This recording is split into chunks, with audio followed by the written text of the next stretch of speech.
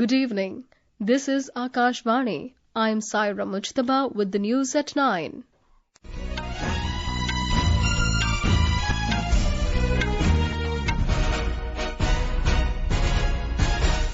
The headlines.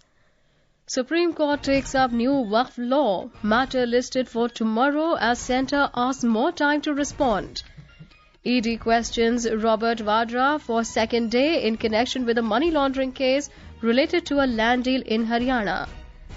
Union Minister Ashwini Vaishnav accuses Congress of doing lower-level politics over ED charge sheet against Sonia Gandhi and Rahul Gandhi in the National Herald case. CJI Sanjiv Khanna recommends Justice B R Gavai as his successor. Retail inflation drops to 4.6% in last fiscal, lowest in 6 years since 2018. WHO member states finalize historic agreement to prepare world for future pandemics. And in IPL T20 cricket, match between Delhi Capitals and Rajasthan Royals underway in Delhi.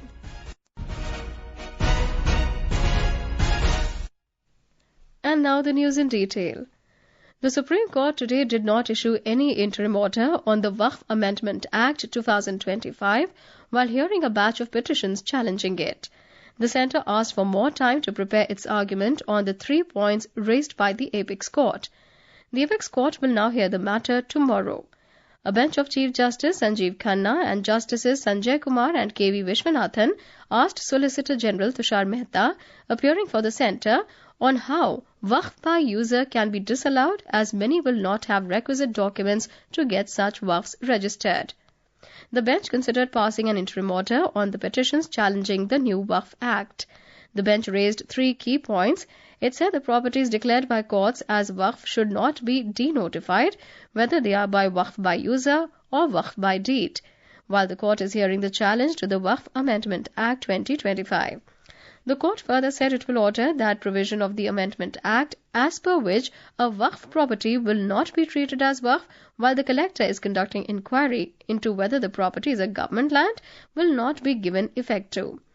The court also said it will order that all members of the Waqf boards and Central Waqf Council must be Muslims except the ex officio members. CJI Khanna at the end of the hearing expressed concern over the violence that has broken out in West Bengal against the amendments to the Waqf Act. The Enforcement Directorate ED questioned Robert Vadra for the second consecutive day today in connection with a money laundering probe linked to a land deal in Haryana. He was questioned at the ED office in New Delhi. The agency has asked Mr. Vadra to appear again for questioning tomorrow. The case is related to purchase of a land in Gurugram by Mr. Vadra's company. Information and Broadcasting Minister Ashwini Vaishnav today accused Congress of doing low-level politics in the National Herald case. Talking to media in Rishikesh, the minister said it is not a political issue but a case of corruption. Congress के लोग national Herald के मामले में एक तरीके से एक ऐसा निम्न स्तर की राजनीति कर रहे हैं. ये राजनीतिक मसला नहीं है, ये भ्रष्टाचार का मसला है और कांग्रेस को इसको ओन करना चाहिए. The BJP today hit out at the Congress in connection with the National Herald case. Briefing reporters in New Delhi, BJP spokesperson Sudhanshu Trivedi rejected the Congress's claim that the case is outside the purview of the Enforcement Directorate, saying that it is a clear example of a business transaction. The BJP leader added that this case is being investigated following the order of the Delhi High Court in 2013 when there was UPA government at the centre. Mr. Trivedi added that the National Herald case is a peculiar episode in Indian history as a company worth thousands of crores was acquired for just 90 crore rupees. National Herald case को लेकर आज Congress party देश भर में तथा कथित प्रदर्शन कर रही. नेशनल हेराल्ड केस भारत के इतिहास का बहुत विचित्र प्रकार का केस है जिसमें कि कोई कंपनी जो कि 90 करोड़ की देनदारी में बिक गई जिसके पास हजारों करोड़ की प्रॉपर्टी थी. दूसरी दृष्टि से देखें तो एक विचित्र केस है जिसमें खरीदने वाले और बेचने वाले दोनों एक ही थे. तीसरी दृष्टि से देखें तो बहुत विचित्र बात है कि ये दावा किया जाता है कि ये स्वतंत्रता संग्राम सेनानियों के कंट्रीब्यूशन से और उनकी स्मृति में प्रारंभ किया गया देश के प्रथम प्रधानमंत्री पंडित जवाहरलाल नेहरू जी के द्वारा और कांग्रेस के दौरे हुकूमत में बंद हो गया.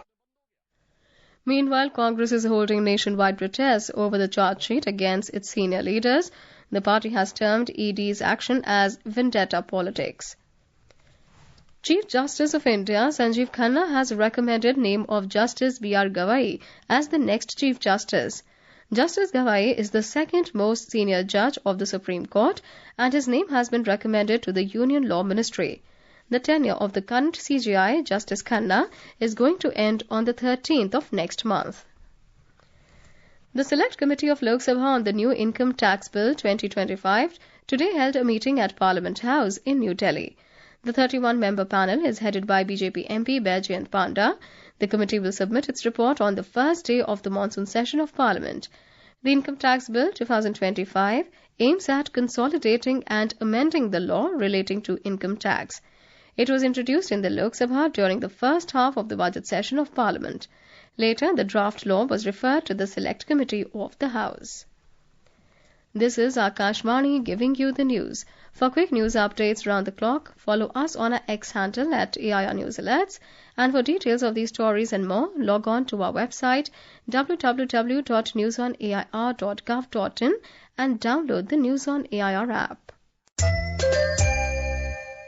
Welcome back. You're listening to Evening News. Retail inflation dropped to 4.6% in the fiscal year 2024-25, marking the lowest level in 6 years since 2018. The Ministry of Finance in a statement said that as measured by the Consumer Price Index or CPI, the year-on-year inflation rate for March 2025 fell to 3.34%. This represents a decline of 27 basis points from February 2025, making it the lowest monthly inflation rate since August 2019. More from our correspondent.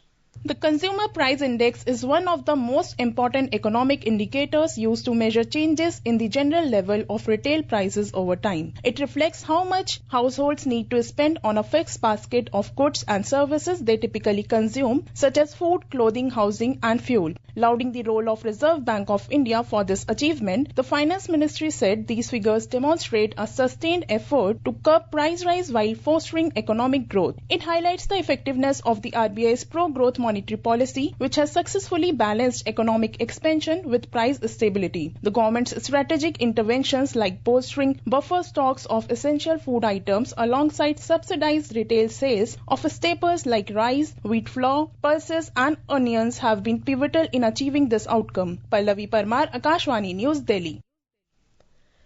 The benchmark domestic equity indices today entered in positive territory for the third straight session.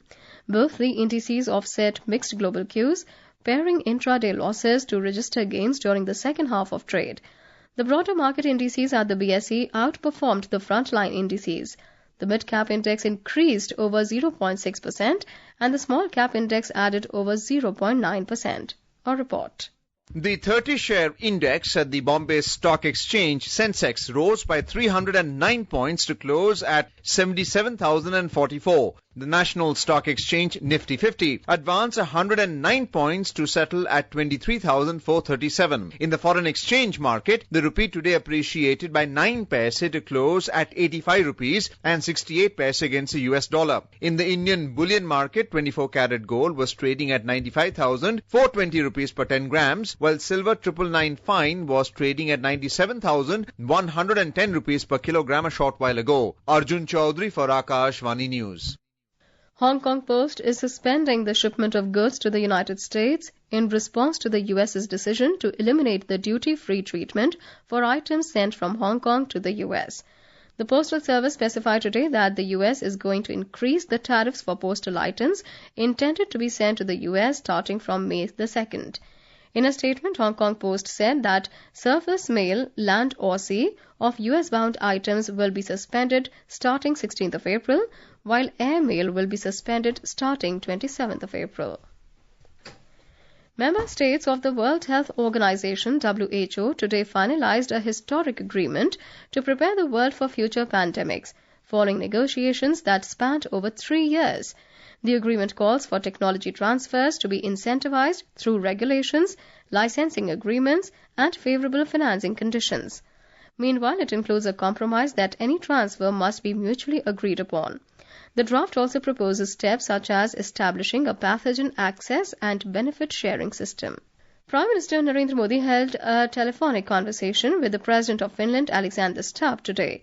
During the conversation, both the leaders exchanged views on regional and global issues of mutual interest, including the situation in Ukraine.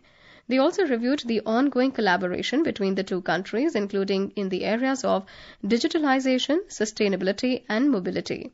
Both sides reiterated their commitment to further strengthen and deepen the partnership, including in areas of quantum, 5G, 6G, artificial intelligence, and cyber security. The T8 and T8M tunnels between Janasu and Pauri Garhwal under the Rishikesh Karnaprayag rail project have been completed today. On this occasion, Railways Minister Ashwini Vaishnav and Chief Minister Pushkar Singh Dhami attended the breakthrough program of the rail project in Janasu. Talking to media, Railway Minister Ashwini Vaishnav said it will improve connectivity in the region. तो ये आज एक बहुत बड़ी scientific उपलब्धि है और विशेषकर हमारे उत्तराखंड के जो इस देवभूमि के सभी जो निवासी हैं उनके लिए माननीय प्रधानमंत्री श्री नरेंद्र मोदी जी का संकल्प है, उस संकल्प की बड़ी एक सिद्धि है। आने वाले समय में कुछ ही महीनों में टनल का फिनिशिंग का काम कंप्लीट होगा। आज ओपन हुई है टनल, धीरे धीरे इसका सारा फिनिशिंग का काम कंप्लीट होगा और आने वाले समय में प्रोजेक्ट को कंप्लीट करके कर्णप्रयाग तक रेल की आवाज सुनाई। More from our Dehradun correspondent. It is worth noting that the 14.57 kilometer tunnels are being built as part of the 125 kilometer long Rishikesh Karnaprayag broad gauge rail project of Uttarakhand by the Rail Vikas Nigam Limited. This rail project is built inside a 105 kilometer tunnel. It is also a total of 16 tunnels from Rishikesh to Karnaprayag. Rishikesh Karnaprayag railway project has been constructed with the help of state-of-art tunnel boring machine technology. It shows the technical efficiency of the project. At the same time, the remaining tunnels of the projects are being constructed using traditional drill and blast technology. With this, RVNL has established its strong position in the modern construction technology in the most difficult areas of the country. This will also be a big step towards completing the Char Dham rail project. Sakshi Singh, Akashvani News, Dehradun. In a first-of-its-kind move, the Central Railway has introduced an automated telemachine or ATM inside the Mumbai-Manmad-Panchvati Express. Union Railway Minister Ashwini Vaishnav shared a video on his official X account showcasing a passenger using the Bank of Maharashtra ATM while the train was in motion. Speaking to Akashvani News, Central Railway CPRO Swapnil Nila said, Central Railway is always ahead in trying to provide additional facilities to its passengers. In this regard, Central Railway has initiated one ATM on wheels facility which is currently being provided on a train between Manmad to Chhatrapati Shivaji Maharaj terminus, that is Panchvati Express. The technical feasibility of this particular initiative is being checked out. Once it is found feasible, this facility will be provided to various passengers who are commuting on Central Railway. WaveX 2025, India's premier platform for startups in the media and entertainment technology, has extended the deadline for receiving applications to the 21st of April. The Ministry of Information and Broadcasting in a statement today said that in a bid to foster wider participation and amplify innovation, the eligibility criteria has also been expanded. In IPL T20 cricket, Delhi Capitals were at 185 for 5 in 19.3 overs against Rajasthan Royals in Delhi when reports last came in.